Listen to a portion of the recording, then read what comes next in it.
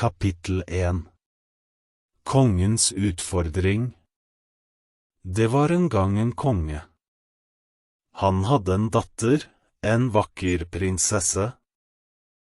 Prinsessen var veldig alvorlig. Hun smiler ikke, og hun ler aldri. Kongen var bekymret. Han ville gjerne se prinsessen lykkelig. En dag kom han på en idé. Han ga en stor utfordring til folket sitt.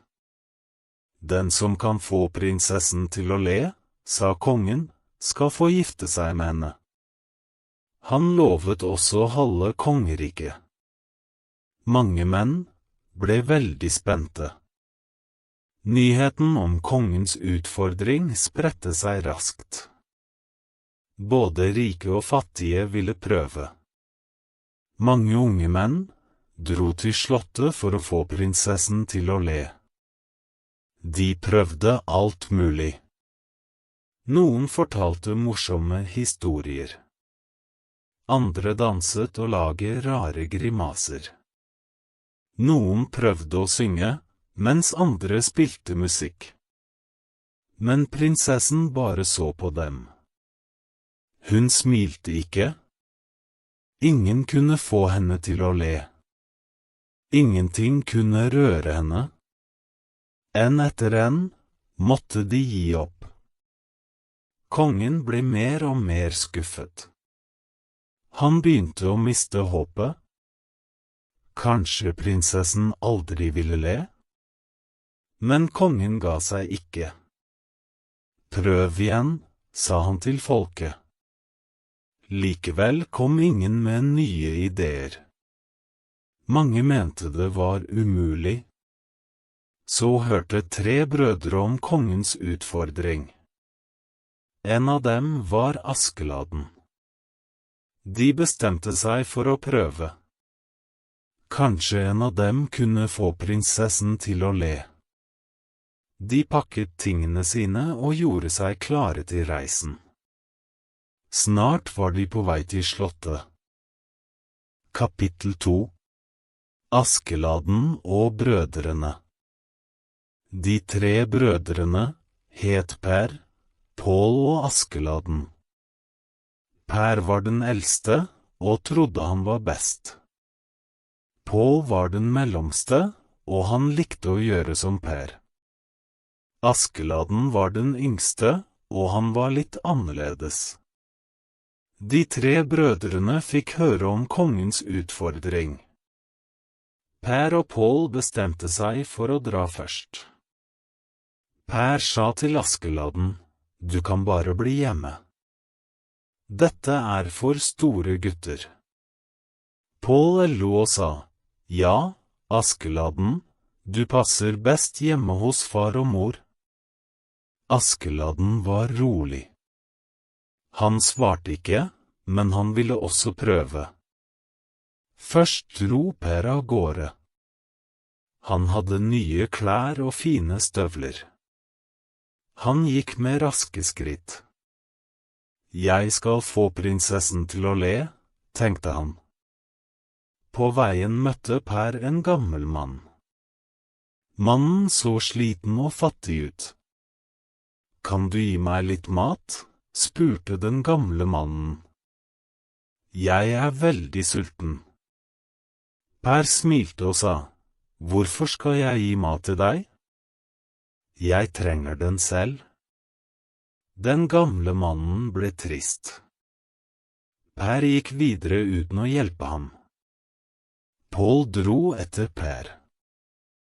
Han hadde også fine klær og støvler.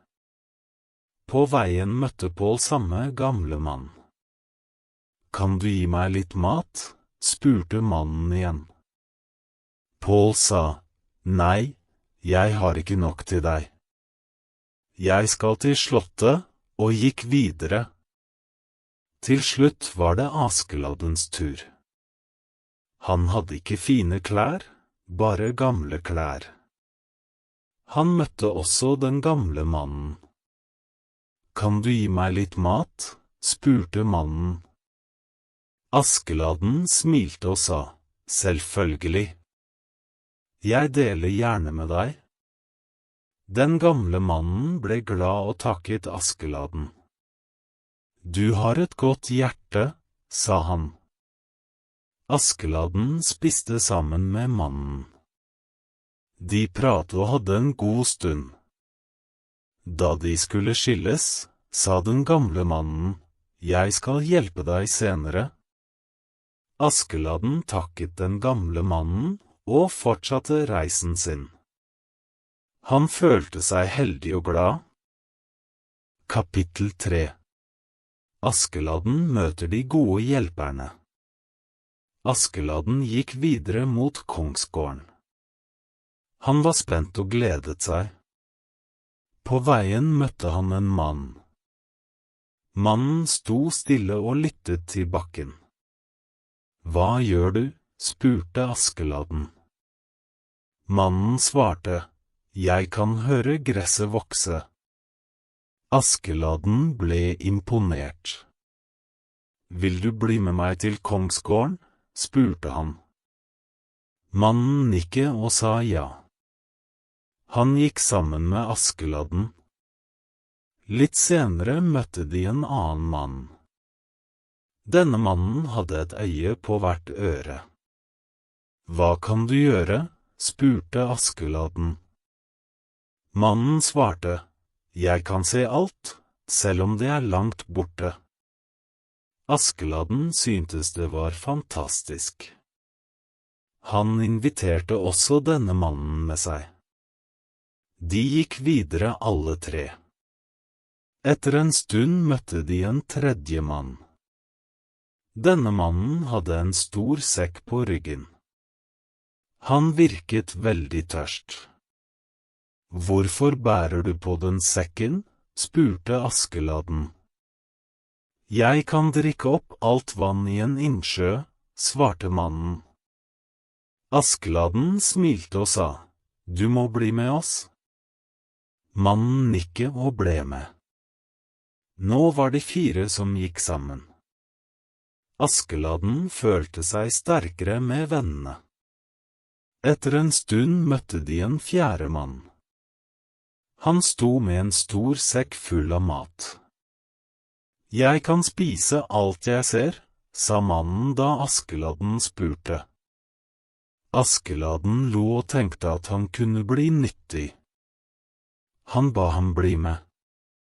Til slutt møtte de en 5. mann. Han hadde mange trillebårer fulle av ved. Hva gjør du med all veden? Spurte Askeladden. Mannen svarte, jeg kan lage varme hvor som helst, til og med i snøen. Askeladden visste at han trengte hjelp. Vil du også bli med oss? Spurte han. Mannen sa ja. Nå var de 6 som gikk mot kongsgården. Askeladden følte seg klar. Han visste at disse gode hjelperne ville være til stor nytte. Kapittel 4. Veien til kongsgården. Askeladden og de gode hjelperne gikk sammen mot kongsgården. De var klare for utfordringen. På veien snakket de og delte historier. Alle var spente og gledet seg til å møte prinsessen. Plutselig hørte mannen som kunne høre gresset vokse noe. Han stoppet og lyttet nøye. Jeg hører folk som ler langt borte, sa han. Det må være folk ved slottet. De gikk videre, og mannen med øyne på hvert øre så kongsgården langt unna. Jeg ser slottet, sa han. Det er vakkert og stort, med mange vakre tårn. Askeladden og vennene hans ble glade. De gikk raskere mot slottet. Etter en stund ble de tørste. Mannen, som kunne drikke en hel innsjø, vandret rundt og lette etter vann. Han gravde litt og brakte vann opp av bakken. Alle drakk og fylte flaskene sine med vann. Mannen drakk vann mer enn 10 ganger, og var fortsatt tørst. De andre ble imponert over hvor mye han kunne drikke. De fortsatte å gå. Litt senere ble de sultne. Mannen som kunne spise alt, tok fram sekken sin full av mat. Han spiste store mengder mat, men delte også litt med de andre. Askeladden var takknemlig for hjelpen. De var nå både mette og glade. Plutselig ble det veldig kaldt. De frøs, og vinden blåste sterkt. Mannen med veden sa, «Jeg kan lage varme her.» Han begynte å lage et bål. Snart satt alle sammen rundt bålet. De følte seg varme og trygge igjen. Askeladden forstod at hjelperne hans var veldig spesielle. Han visste de ville klare utfordringen. Etter en lang reise kom de endelig til kongsgården. Slottet var stort og vakkert. De så mange folk og soldater som ventet utenfor slottet. Alle stirret på dem. Askeladden smilte. Han følte seg klar for å møte kongen og prinsessen. De gikk inn gjennom portene til slottet. Nå skulle de prøve å få prinsessen til å le. Kapittel 5. Møte med prinsessen. Askeladden og hjelperne hans kom inn i kongens slott. Kongen og prinsessen ventet spent. Kongen smilte litt. «La oss se om dere virkelig kan få prinsessen til å le», sa han. Først gikk mannen som kunne høre gresset vokse frem. Han satte øret sitt mot bakken. Plutselig begynte han å lage rare ansikter og sa, «Jeg hører en maur som synger opera.» Han laget en høy, pipete stemme og imiterte mauren som sang. Alle begynte å fnise. Prinsessen smilte litt, men hun lo ikke helt ennå. Det var en god start, men de trengte mer. Deretter kom mannen med øyne på hvert øre frem. Han pekte på ting langt borte og lo. «Se! En katt har stjålet en sko og danser rundt med den på hodet», sa han. Så begynte han å danse som en katt med en sko på hodet, og alle i salen begynte å le. Prinsessen smilte stort, men hun lo fortsatt ikke. Det var fortsatt ikke nok. Mannen som kunne drikke en hel innsjø kom frem neste gang. Han tok en stor bolle med saft. Han drakk og drakk, og til slutt var han så oppblåst at han trillet rundt som en ball. Han rullet bortover gulvet mens han ropte, «Hjelp, jeg er en saftball!» Publikum lo høyt. Prinsessen holdt seg for magen. Hun var nesten klar til å le høyt. Så kom mannen som kunne spise alt. Han tok fram en liten brødskive og sa, «Dette er for lite.» Han begynte å late som om brødskiven var så stor som et fjell og spiste med store bitemerker. Mens han spiste, latet han som om han måtte klatre over brødskiven som et fjell. Prinsessen begynte å fnise og klappe hendene, og folk rundt lo høylytt. Til slutt kom mannen med veden. Han la noen små kvister på gulvet og satte dem i brann. Plutselig begynte han å hoppe over flammene som om han danset, og han sang en morsom sang. Folk i salen lo, og prinsessen begynte endelig å le høyt. Hun kunne ikke stoppe. Askeladden og vennene hans smilte fornøyd. Prinsessen lo, og kongen klappet hendene. Kongen ropte, «Dere har klart det!» Prinsessen ler endelig. «Dere har vunnet!» Kapittel 6. Askeladden vinner konkurransen. Prinsessen lo høyt og kunne ikke slutte å le. Alle i slottet smilte og klappet. Kongen reiste seg fra tronen og gikk bort til Askeladden. Han var veldig imponert. Kongen så på Askeladden med et varmt smil og sa, «Askeladden, du har vist oss alle noe viktig i dag. Du lyktes ikke bare fordi du hadde hjelpere med spesielle evner, men fordi du har et godt hjerte. Du viste vennlighet mot den gamle mannen på veien, og det var denne godheten som ga deg de vennene du trengte. Det er din ærlighet og hjelpsomhet som gjorde deg sterkere enn dine brødre, og sterkere enn alle andre som har prøvd. Du viser oss at man ikke trenger å være rik eller mektig for å oppnå store ting. Din mot og vennlighet var det som fikk prinsessen til å le. Du har lært oss at den største styrken ligger i hjertet, og at ekte rikdom er å ha venner man kan stole på. Derfor, kjære Askeladden, fortjener du prinsessen og halve kongeriket. Prinsessen smilte til Askeladden.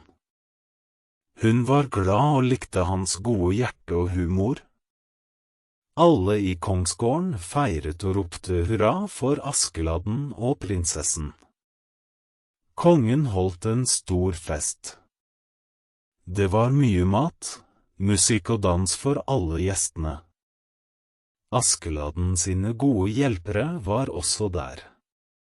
De fikk ære for hjelpen de hadde gitt. Askeladden takket vennene sine for at de hadde hjulpet ham med å vinne. Han sa til dem, «Uten dere ville jeg aldri klart dette.» «Tusen takk!» Hjelperne nikket og sa at de var glade for å ha vært med. Etter festen giftet Askeladden seg med prinsessen. Alle var glade og gratulerte dem. Askeladden ble nå en prins, og han fikk ansvar for halve kongeriket. Han styrte landet med godhet og rettferdighet, og alle likte ham som leder. Prinsessen og Askeladden levde lykkelig sammen. De hadde mange gode år foran seg. Slik endte historien om Askeladden og de gode hjelperne. Det var en lykkelig slutt.